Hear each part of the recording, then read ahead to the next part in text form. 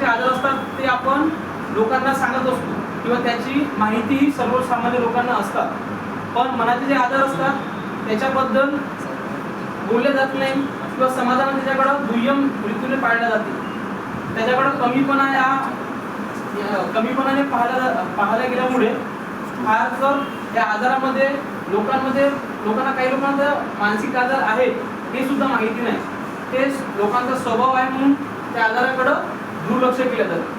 तर अशा आजारापैकी आपण जे अतिशय सौम्य असे आजार जे आहेत त्यावर आपण आज बोलणार आहोत.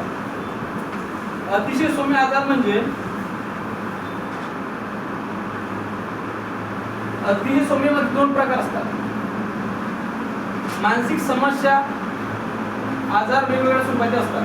मानसिक समस्या ही वेगळी आणि मानसिक आजार ही वेगळी, आजार हा वेगळा. अशा प्रकारचे जे दोन विभाग वेगवेगळे आहेत. जे मानसिक समस्या आहेत, त्रास जरी म्हटले तरी चालेल, म्हणजे जो थोडा बहुत त्रास होतो त्याला मानसिक समस्या म्हटले तरी चालेल. जसे कामाचा ताण, अतिशय सौम्यमध्ये जो आपण नेहमी काम करत असतो त्यावेळेस येणारा जो ताण आहे, स्ट्रेस, चिडचिडेपणा, झोप न लागणे, छोट्या छोट्या भीती, कुत्र्याची, पालीची इत्यादी. अतिशय सौम्य आजारामध्ये काय असतात, आपण कामामुळे फ्रेश येतो, आपल्याला थकवा येतो, तो झाला, आपल्याला झोप येत नाही, आपल्याला पालीची भीती वाटते. हे जे सगळे आजार आहेत त्याला अतिशय सौम्य म्हणजे फार कमी प्रमाणातले हे आजार आहेत. या प्रकारात सहसा रुग्णाचे दैनंदिन जीवन फारसे प्रभावित होत नाही. तो त्रास सहन करून आपल्या जबाबदाऱ्या काही प्रमाणात पूर्ण करू शकतो. अतिशय सौम्य आजारामध्ये लोकांचं किंवा त्या व्यक्तीचं दैनंदिन जे काम आहे त्याच्यामध्ये फारसा फरक पडत नाही. तो ह्या त्रासासोबत जे काही त्यांचं जबाबदाऱ्या जे आहेत त्या जबाबदाऱ्या काय करू शकतो, तो सांभाळू शकतो.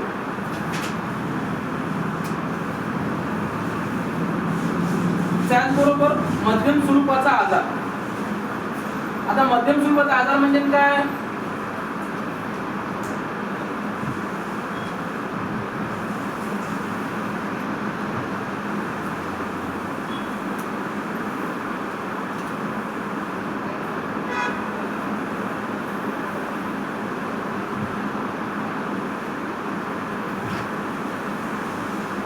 मध्यम स्वरूपाचा आजार म्हणजे ज्या मानसिक आजारामुळे पेशंट त्याच्या कामात व जबाबदाऱ्यामध्ये कमी पडायला लागतो आणि त्याचे इतरांसोबतचे संबंध खराब होतात. मध्यम स्वरूपाच्या आजारामध्ये जो व्यक्ती आहे त्याला दिलेल्या ज्या जबाबदाऱ्या आहेत त्या जबाबदाऱ्या तो पेलण्यास असमर्थ असतो. त्याचे इतरांबरोबर जे संबंध आहेत ते संबंध चांगले राहत नाही. या मध्यम स्वरूपाच्या आजारामध्ये हा त्रास होतो किंवा ह्या समस्या निर्माण होतात. या प्रकारामध्ये सर्वात जास्त प्रमाणात आढळणारा आजार म्हणजे नैराश्य. मध्यम स्वरूपाच्या आजारामध्ये कोणता आजार म्हणतो, नैराश्य. नैराश्य म्हणजे त्याला उदासीन किंवा डिप्रेशन असे सुद्धा म्हणतात. भारतातील सर्वसाधारणपणे 80% लोकांना त्यांच्या आयुष्यात कधी ना कधी नैराश्याचा त्रास झालेला असतो. या आजारात रुग्णाला उदास किंवा निराश वाटते, काहीच करण्याची इच्छा होत नाही, ज्या कामात अगोदर आनंद वाटायचा त्यात रस येत नाही. नैराश्याचे काय आहे, कशा प्रकारे असतात नैराश्यामध्ये, आपल्याला जगूशा वाटत नाही, आपल्याला उदास वाटते, निराश वाटते, काही करण्याची इच्छा होत नाही, त्याला काय म्हणतात, नैराश्य.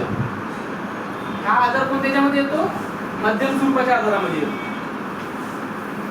अजून त्याच्यामध्ये आत्मविश्वास, आत्मसन्मान कमी वाटतो, अपराधीपणाची भावना वाटते, अचानक तो वारंवार रडू येते, जीवनाबद्दल निराशेचे विचार येतात, आत्महत्येचे विचार येतात.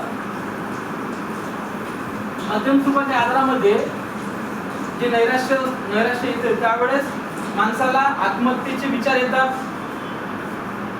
एकाकीपणा वाटते, आत्मसन्मान कमी वाटतो, अचानक सकाळी लवकर जाग येते, झोपेचं पण याच्यामध्ये बॅलन्स नसते, अचानक सकाळी लवकर जाग येते, सकाळी उठल्यावर फ्रेश वाटत नाही,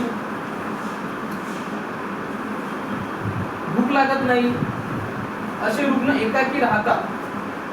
चेहरा नेहमी पडलेला असतो, उदास असतो, थोड्या कारणाने रडायला लागतात.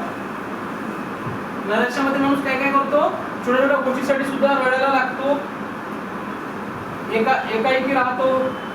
त्याचबरोबर त्याचे जे विचार असतात, त्याची जे विचार असतात ते निगेटिव्ह, जास्त प्रमाणात तो निगेटिव्ह बोलतात, कामात चुका होतात किंवा चिडचिडे होतात.